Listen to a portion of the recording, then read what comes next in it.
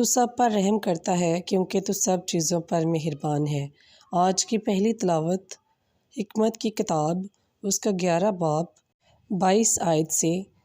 12ویں باب کی 2 آیت تک۔ کلام مقدس میں کچھ یوں لکھا ہے، پس تیری بازو کی قوت کا کون مقابلہ کر سکتا ہے، کیونکہ سارا عالم تیرے نزدیک ترازو پر ایک دانے کی مانند ہے، یا شبنم کے ایک قطرے کی طرح جو صبح کے وقت زمین پر پڑتا ہے۔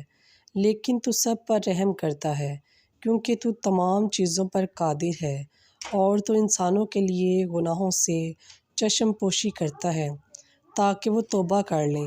اس لیے کہ تو سب موجودات کو پیار کرتا ہے اور کسی چیز سے جو تو نے بنائی تو نفرت نہیں کرتا، کیونکہ اگر کسی چیز سے نفرت کرتا تو وہ ہستی میں نہ آتی، اور اگر تو نہ چاہے تو کیسے کوئی چیز قائم رہے گی، اور اگر تو اسے نہ بلاتا تو وہ کیسے ٹھہرتی۔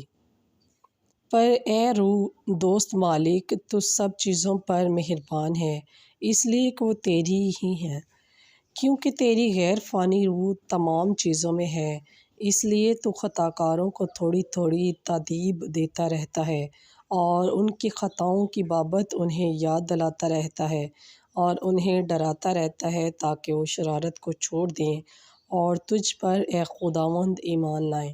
بس پاک کلام کے پڑھے اور سنے جانے پر خداوند کی خاص برکت ہو، خداوند کا شکر ہو۔